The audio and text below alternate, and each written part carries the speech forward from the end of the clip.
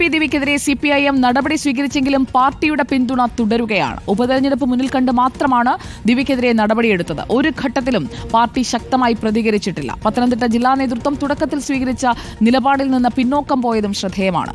പൊതുവേദിയിൽ ദിവ്യ പറഞ്ഞത് ശരിയായില്ലെങ്കിലും ഉള്ളടക്കം സദുദ്ദേശപരമായിരുന്നുവെന്ന വിലയിരുത്തലും ദിവ്യയ്ക്കുള്ള പിന്തുണ വ്യക്തമാക്കുകയാണ്. അർജുൻ കല്യാട് നമുക്കൊപ്പം വീണ്ടും എത്തുന്നു. അർജുൻ കല്യാട്, അന്ന് കളക്ടറേറ്റിൽ നിന്ന് 5:45 ഇറങ്ങിയ ADM നവീൻ ബാബു 14-ാം തീയതി പിന്നീട് പോയത് ക്വാർട്ടേഴ്സിലേക്കല്ല.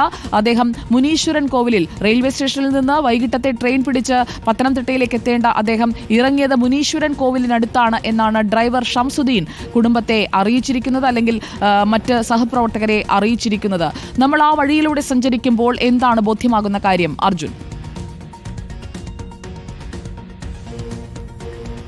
സുജിയ, ഞാനിപ്പോൾ നിൽക്കുന്നത് ഈ മുനീശ്വരൻ കോവിലിലെ ഈ ജംഗ്ഷന് നടുവിൽ തന്നെയാണ്. അതായത് എൻ്റെ ഇടതുവശത്ത് കൂടിയാണ് ഈ പറയുന്ന ക്വാർട്ടേഴ്സിൽ നിന്ന് സ്വാഭാവികമായും എല്ലാം ഓട്ടോയും ബസ്സും എല്ലാം തന്നെ ഈ മുനീശ്വരൻ കോവിൽ റെയിൽവേ സ്റ്റേഷൻ ഭാഗത്തേക്ക് എത്താറുള്ളത്.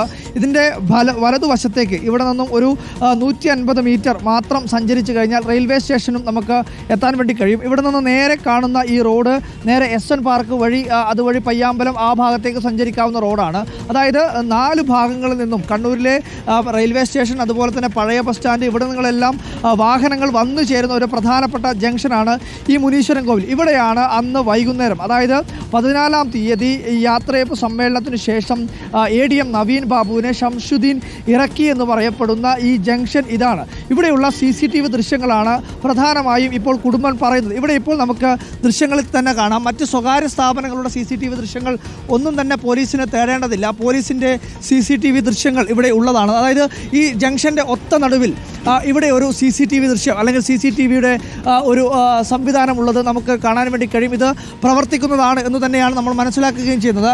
അതിന് പുറമെ മറ്റ് സ്ഥലങ്ങൾ, അതായത് ഈ മുനീശ്വരൻ കോവിലിന് സമീപത്ത്, മുനീശ്വരൻ കോവിലിൻ്റെ തൊട്ട് സമീപത്തായി ഇതിൻ്റെ 3 വശത്തേക്കും തിരിച്ചു വെച്ചിരിക്കുന്ന ഒരു CCTV കൂടി നമുക്ക് കാണാൻ വേണ്ടി കഴിയും. അതായത് 3 ഭാഗത്തേക്കുള്ള CCTVയും അല്ലെങ്കിൽ ആ ഭാഗത്തേക്കുള്ള ദൃശ്യങ്ങൾ പകർത്താൻ പാകത്തിലുള്ള CCTV നമുക്ക് ഇവിടെ കാണാൻ വേണ്ടി കഴിയും. ഇതും പോലീസിൻ്റെ CCTV ദൃശ്യങ്ങൾ തന്നെയാണ് എന്നുള്ളതാണ് മനസ്സിലാക്കുന്നത്. ഇത് നിൽക്കുന്നത് SN പാർക്കിലേക്ക് കടന്നു പോകുന്ന അല്ലെങ്കിൽ SN പാർക്കിലേക്ക് പോകുന്ന റോഡിനോട്, മുനീശ്വരൻ കോവിലിനോട് ചേർന്നിട്ടുള്ള ഒരു സ്ഥലത്താണ് ഈ CCTV ഉള്ളത്.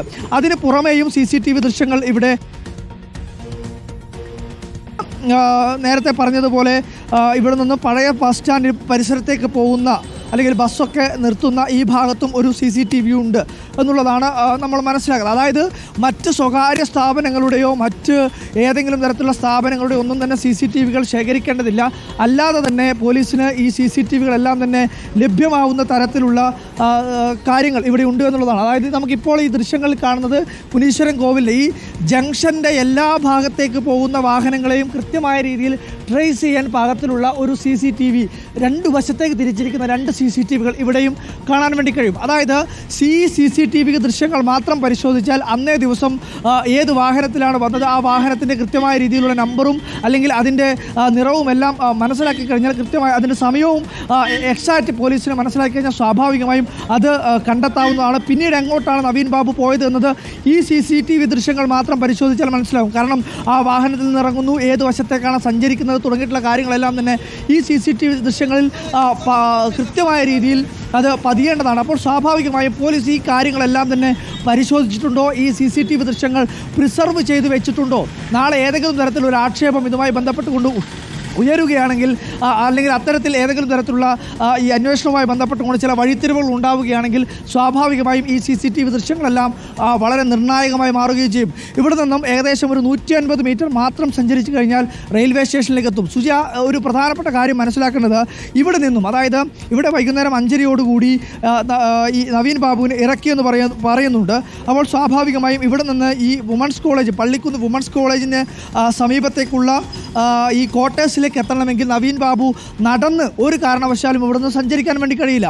അതായത് നമുക്കിപ്പോൾ ഇവിടെ നിന്നുള്ള ഗൂഗിൾ മാപ്പിൻ്റെ ലൊക്കേഷൻ പ്രകാരം വുമൺസ് കോളേജിൻ്റെ അവിടത്തേക്ക് നമ്മൾ കാണിക്കുന്നത് 3.5 കിലോമീറ്ററാണ്. അതായത് 3.2 കിലോമീറ്ററാണ് ഇവിടെ നിന്നും ഈ പള്ളിക്കുന്നിലെ അദ്ദേഹത്തിൻ്റെ ക്വാർട്ടേഴ്സിൻ്റെ സ്ഥലത്തേക്ക് നമ്മൾ കാണിക്കുന്നത്. അതായത്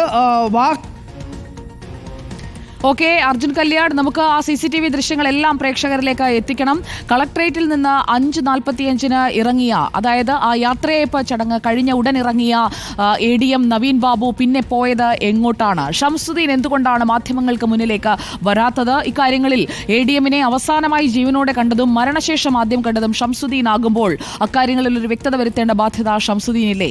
ചോദ്യങ്ങൾക്ക് പിന്നാലെ ഉത്തരം തേടി ADM നവീൻ ബാബുവിന്റെ കുടുംബത്തിനൊപ്പം നിന്നുകൊണ്ടുള്ള നീതി തേടിയുള്ള ഈ യാത്ര, ഫൈറ്റ് ഫോർ ജസ്റ്റിസ്, അത് റിപ്പോർട്ടർ തുടരും, അതിൽ ഒരു സംശയവുമില്ല.